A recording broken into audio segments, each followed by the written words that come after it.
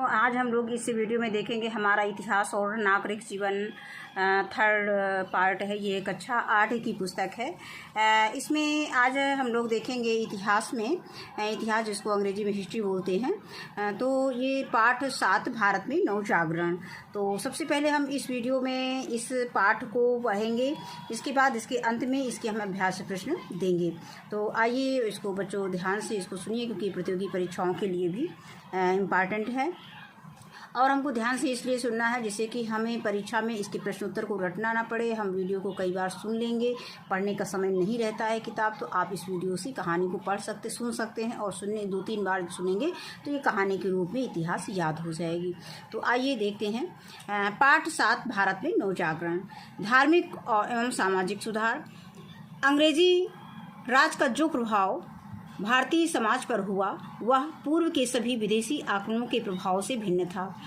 इस समय भारत का एक ऐसे आक्रमणकारी से सामना हुआ जो न केवल रंग में श्वेत था, अपितु जो अपने आप को सामाजिक और सांस्कृतिक रूप से अधिक उत्तम समझता था। 18वीं शताब्दी में यूरोप में एक नवीन बौद्धिक लहर चल रही थी।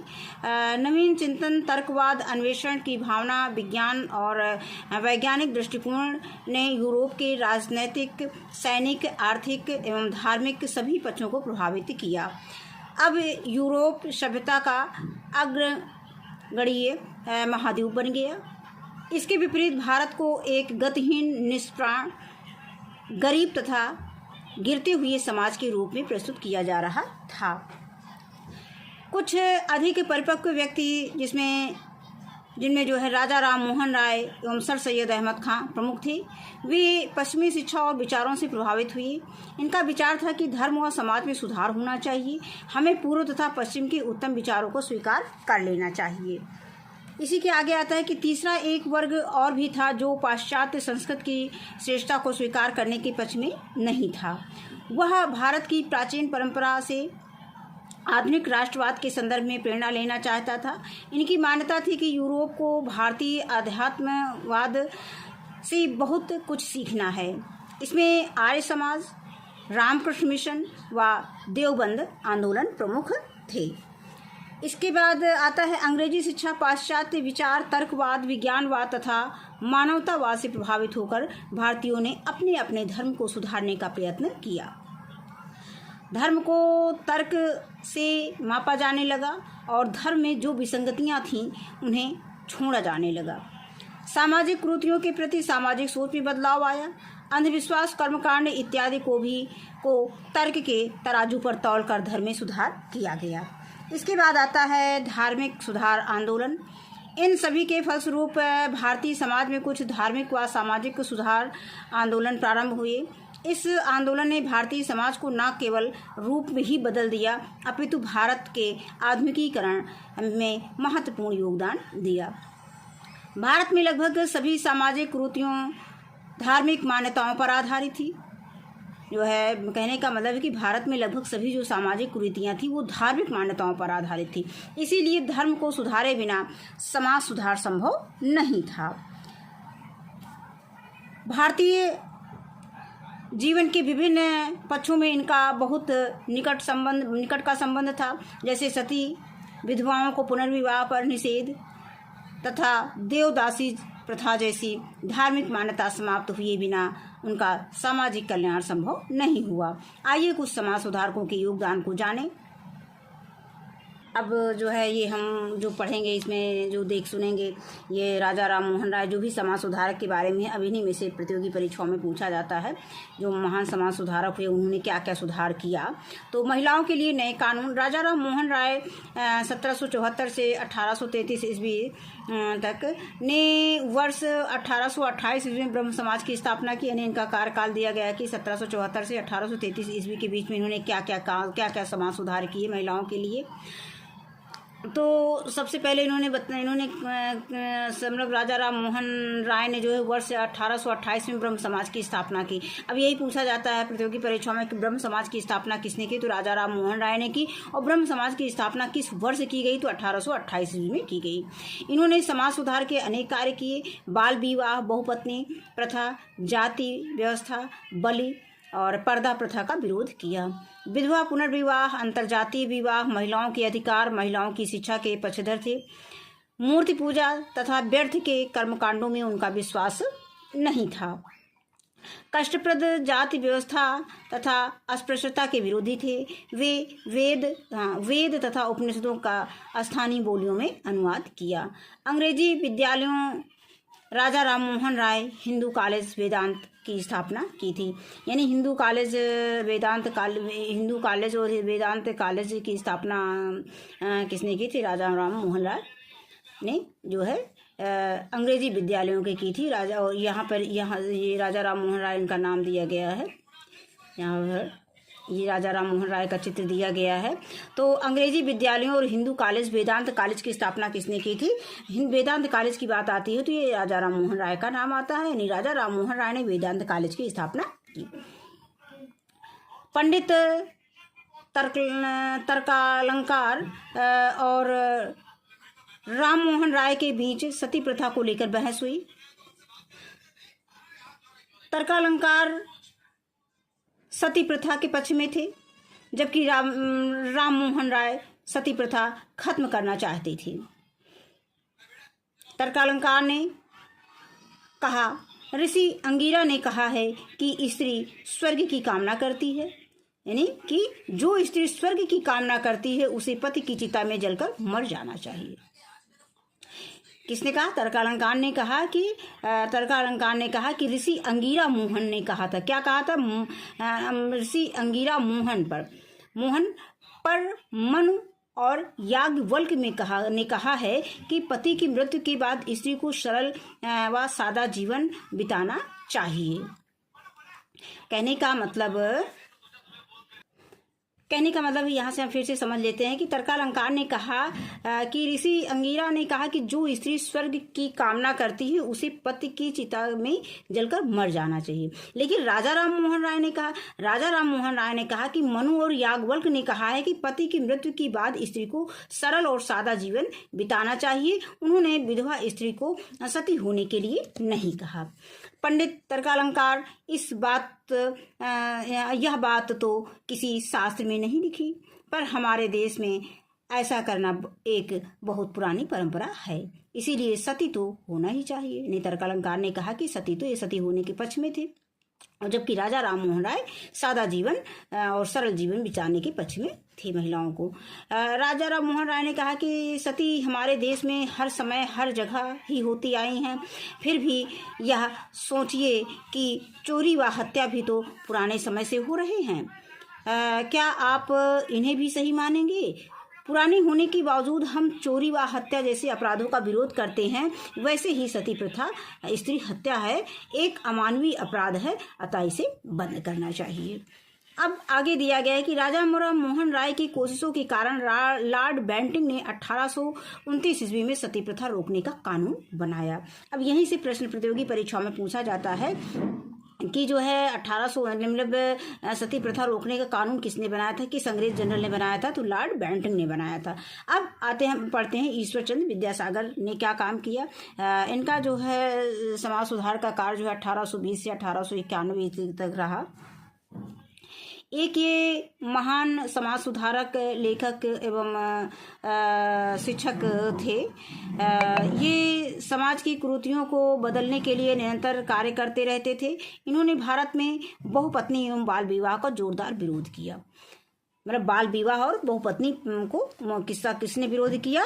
ईश्वरचंद्र विद्यासागर ने विरोध किया, जिनका कि जन्म जो है 1820 ईस्वी में हुआ था और मृत्यु 1891 ईस्वी में हुआ था। उनके बीच की ये जो उन्होंने उसका बीच में कार्य किया उसके विषय में इसमें दिया गया है। विधवा पुनर्विवाह और महिला शिक्षा का समर्थन किया। इन्हीं के प्रयासों से ब्रिटिश सरकार ने 1856 ईस्वी में विधवा पुनर्विवाह अधिनियम पारित किया, जिसमें विधवाओं के पुनर्विवाह को कानूनी मान्यता मिली। अब इसके बाद हम ये ईश्वर चंद्र विद्यासागर को दिखाया गया है, चित्र इसमें दिया गया है। अब इसके बाद हम पढ़ेंगे दयानंद सरस्वती के बारे में। इनका जन्म 1824 ईस्वी में हुआ था और इनकी मृत्यु 1883 ईस्वी में हुई थी। नामक सन्यासी ने आर्यों की वैदिक संस्कृति को अपनाने पर जोर दिया। इन्होंने किस पे जोर दिया? वैदिक संस्कृत को अपनाने पर जोर दिया। सन्यासी ने आर्यों की, मतलब सन्यासी थे, दयानंद सरस्वती क्या थे? एक सन्यासी थे। यानी दयानंद सरस्वती नामक सन्यासी ने आर्यों की वैदिक संस्कृति को अपनाने पर जोर दिया और सन 1875 ईस्वी में आर्य समाज की स्थापना की। तो यहाँ पे यही प्रश्न आता है, बहुत इंपॉर्टेंट है, पूछा जाता है कि आर्य समाज की स्थापना किसने की थी? तो स्वामी दयानंद सरस्वती ने की थी। उन्होंने वेदों को ज्ञान का खजाना बताया और मूर्ति पूजा, जाति प्रथा, ब्राह्मण वर्चस्व का विरोध किया। वे एक ईश्वर के पक्षधर थे। उन्होंने, मतलब उनका कहने का मतलब कि ईश्वर एक है। इन्होंने सत्यार्थ प्रकाश की रचना की। अब यहाँ पर यही प्रश्न पूछा जाता है कि सत्यार्थ प्रकाश की रचना किसने की थी? तो दयानंद सरस्वती ने की है। आर्य समाज द्वारा शिक्षा की प्रसार हेतु विद्यालय खोले गए। गुरुकुल पद्धति को बनाए रखने के लिए हरिद्वार में लड़कों और लड़कियों के लिए गुरुकुल कांगड़ी खोला गया। अब इसके बाद हम पढ़ेंगे महादेव गोविंद रानडे के बारे में। ये चित्र इनका महादेव रानडे का दिया गया है और ये स्वामी दयानंद सरस्वती जी का फोटो दिया गया है। अब यहाँ पर है महादेव गोविंद रानडे।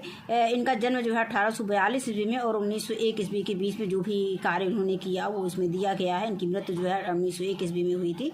तो 1867 ईस्वी में मुंबई में डॉक्टर आत्मारंग पांडु द्वारा संस्थापित प्रार्थना समाज को प्रसिद्धि दिलाने का श्रेय महादेव गोविंद रानडे को जाता है। फिर प्रार्थना समाज के माध्यम से इन्होंने बाल विवाह, पर्दा तथा जाति पाति का विरोध किया एवं स्त्री शिक्षा एवं विधवा विवाह को प्रोत्साहित किया। कहने का मतलब ये स्त्री की शिक्षाओं, विधवा विवाह को प्रोत्साहित किया और स्त्री शिक्षा पर भी इन्होंने बल दिया, उसको प्रोत्साहित किया। अब हम आगे देखेंगे रामकृष्ण परमहंस के बारे में। ये चित्र रामकृष्ण परमहंस का दिया गया है। ये 1834 से 1886 ईस्वी का भी योगदान महत्वपूर्ण था। इनका मतलब हो गया कि 1834 ईस्वी इनका जन्म हुआ था और 1886 ईस्वी इनकी मृत्यु हो गई थी। ये भी ईश्वर की उपवास में विश्वास करते थे, यानी ईश्वर की उपासना में इनका विश्वास था। यानी किसका? रामकृष्ण परमहंस का विश्वास किसमें था? ईश्वर की उपासना में था। तथा पश्चिमी संस्कृति की अपेक्षा भारतीय संस्कृति को उत्तम बताते थे, यानी भारतीय संस्कृति को इन्होंने उत्तम बताया। अब हम पढ़ेंगे स्वामी विवेकानंद के बारे में। तो स्वामी विवेकानंद 1862 से 1902 ईस्वी रामकृष्ण परमहंस के शिष्य थे। यानी स्वामी विवेकानंद किसके शिष्य थे? रामकृष्ण परमहंस के शिष्य थे। इन्होंने सन 1896 ईस्वी में रामकृष्ण मिशन की स्थापना की। प्रश्न यही से प्रतियोगी परीक्षाओं पर पूछा जाता है कि रामकृष्ण मिशन की स्थापना किसने की थी? तो स्वामी विवेकानंद ने की थी। सन 1893 ईस्वी में शिकागो में विश्व धार्मिक संसद में हिंदुत्व की बात रखी। किसने रखी थी? स्वामी विवेकानंद ने रखी थी। वह भारतीय समाज के पश्चिमी छाप के विरोधी थे। वे गर्व से कहते हैं कि मैं भारतीय हूँ और प्रत्येक भारतीय मेरा भाई है। वे अंधविश्वास तथा अस्पृश्यता के विरोधी थे। उन्होंने मानवता, स्वतंत्रता तथा समानता की शिक्षा दी। इन्होंने ज्ञान, भक्ति, योग और कर्म पर विशेष बल दिया। इन्होंने वैज्ञानिक सोच को महत्व दिया, यानी वैज्ञानिक सोच पर इनका विश्वास ज़्यादा रहता था, उसको ये बढ़ावा दिए। अब आगे आता है मुस्लिम सुधार आंदोलन। ये किसने किया था? सर सैयद अहमद खां ने किया था। कौन कौन से सुधार किए वो हम देखते हैं कि सर सैयद अहमद खां का जो जीवन काल था 1817 से 1898 ईस्वी में ने 1864 ईस्वी में इन्होंने साइंटिफिक सोसाइटी की स्थापना की थी। अब यहाँ पे पूछा जाता है कि साइंटिफिक सोसाइटी की स्थापना किसने की थी? तो सर सैयद अहमद खां ने की थी। और कब की थी? 1864 ईस्वी में की थी। ये बहुत इंपॉर्टेंट प्रश्न है सब। ये पश्चिमी शिक्षा के पक्ष में थे। इन्होंने मुसलमानों के लिए अंग्रेजी शिक्षा की वकालत की और पश्चिमी विज्ञान पढ़ाने तथा आधुनिक विचारों को अपनाने की बात भी कही। वे मुसलमानों में पर्दा प्रथा, बहुविवाह और आसान तलाक व्यवस्था के विरुद्ध थे।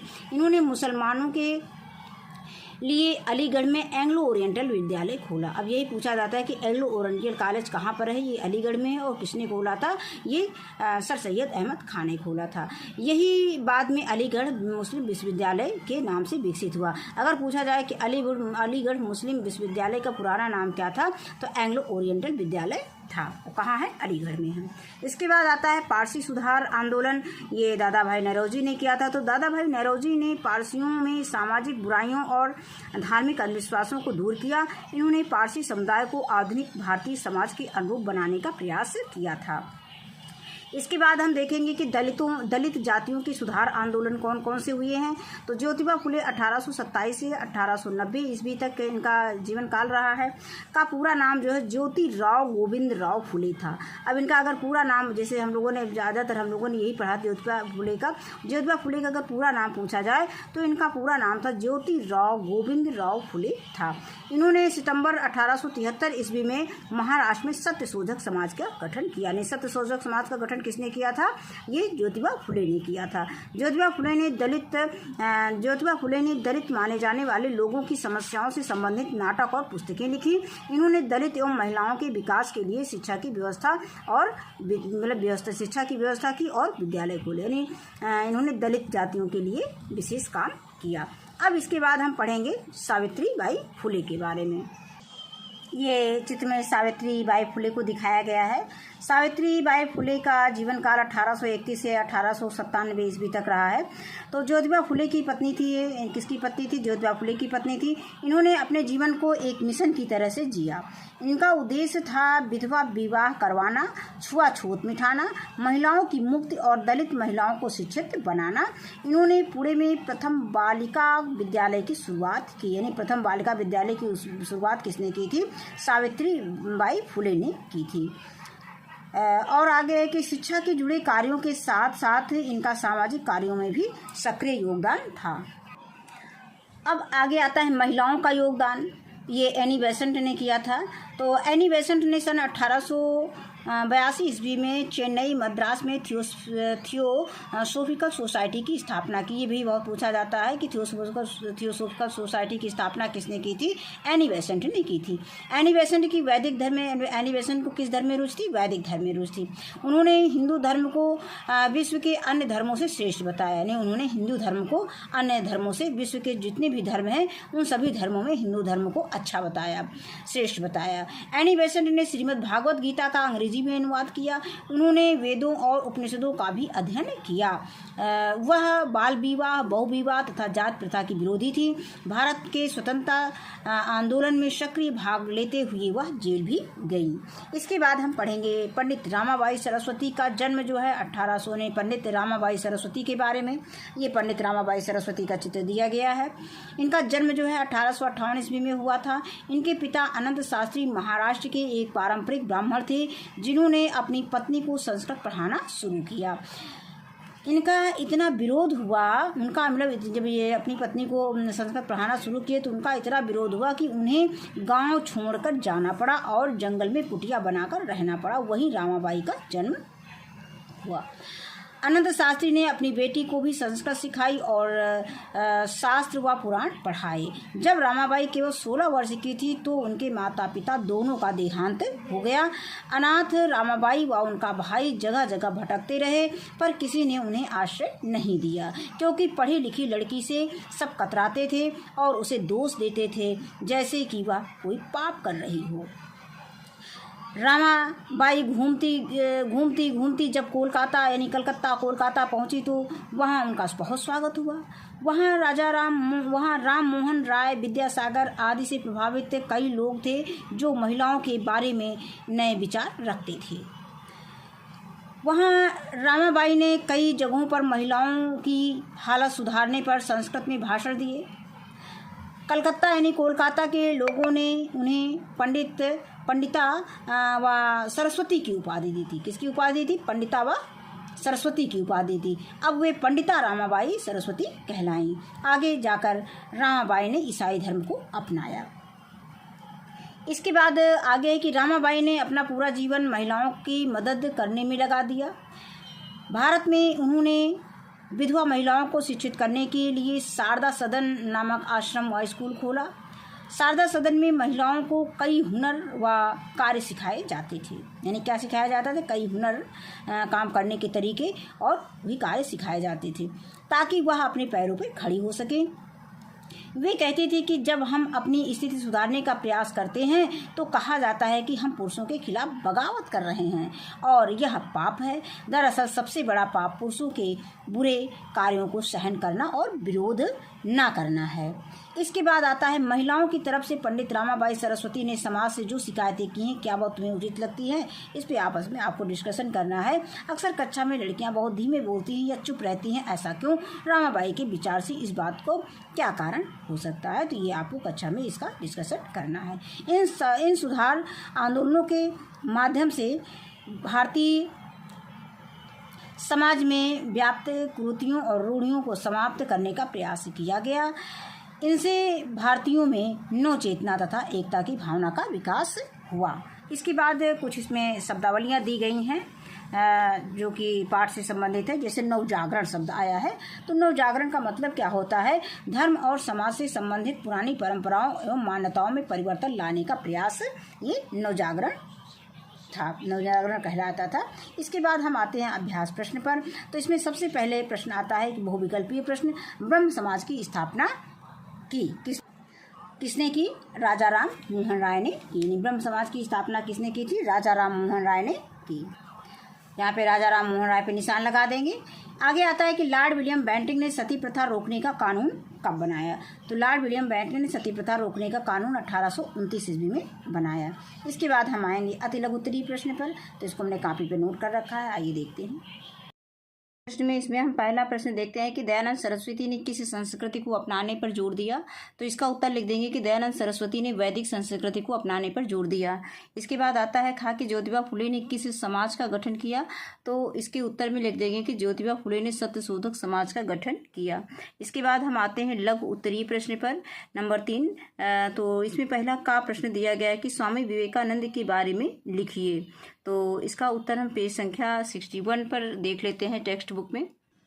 तो यहाँ पर ये स्वामी विवेकानंद को दिया गया है, ये चित्र उनका दिया गया है। तो उनके विषय में हम हेडिंग पहले डालेंगे कि स्वामी विवेकानंद। इसके बाद लिखेंगे रामकृष्ण परमहंस के शिष्य थे। इन्होंने सन 1896 ईस्वी में रामकृष्ण मिशन की स्थापना की। सन 1893 ईस्वी में शिकागो में विश्व धार्मिक संसद में हिंदुत्व की बात रखी और फिर वह भारतीय समाज में पश्चिमी छाप के विरोधी थे। वे गर्व से कहते थे कि मैं भारतीय हूँ तथा प्रत्येक भारतीय मेरा भाई है। वे अंधविश्वास तथा अस्पृश्यता के विरोधी थे। इन्होंने मानवता, स्वतंत्रता तथा समानता की शिक्षा दी। तो हम यहाँ तक इसका उत्तर लिख सकते हैं। इसके बाद हम अगला प्रश्न देखेंगे। इसके बाद हम देखेंगे तीसरे का खा सावित्री बाई फुले कौन थी? इनके कार्यों पर प्रकाश डालिए। तो ये भी हमारा टेक्स्ट बुक में पेज संख्या 61 पर है। तो इसका उत्तर देख लेते हैं। ये चित्र में सावित्रीबाई फुले का चित्र दिखाया गया है। इसमें हम हेडिंग डालेंगे कि सावित्रीबाई फुले। सबसे पहले पूछा गया कि सावित्रीबाई फुले कौन थी? तो हम लिख देंगे कि ये ज्योतिबा फुले की पत्नी थी। फिर इसके बाद इसमें पूछा गया कि इनकी कार्यों पर प्रकाश डालिए। तो हम यहाँ से इसमें लिख देंगे कि इन्होंने पुणे में प्रथम बालिका विद्यालय की शुरुआत की। शिक्षा से जुड़े कार्यों के साथ साथ इनका सामाजिक कार्यों में भी सक्रिय योगदान था। इतना हम इसका उत्तर इसमें लिख देंगे। इसके बाद हम प्रश्न संख्या गा देखेंगे कि नवजागरण से क्या तात्पर्य है? तो इसका उत्तर लिखेंगे कि नवजागरण से तात्पर्य है धर्म और समाज से संबंधित पुरानी परंपराओं एवं मान्यताओं में परिवर्तन लाने के लिए किया गया प्रयास। इसके बाद आते हैं दीर्घ उत्तरीय प्रश्न पर। इसमें प्रश्न 1 का दिया गया है कि धार्मिक आंदोलनों के नाम लिखें। तो इसमें हमें धार्मिक आंदोलन के नाम लिखना है और उनसे संबंधित व्यक्तियों के योगदान पर प्रकाश डालिए। तो यहाँ पे हम उत्तर में लिख सकते हैं कि धार्मिक आंदोलन कौन कौन से हुए थे? ये मुस्लिम सुधार आंदोलन और पारसी सुधार आंदोलन। इसके बाद हम हेडिंग डाल लेंगे मुस्लिम सुधार आंदोलन। फिर उसके विषय में लिखेंगे कि सर सैयद अहमद खान ने विज्ञान समिति यानी साइंटिफिक सोसाइटी की स्थापना की।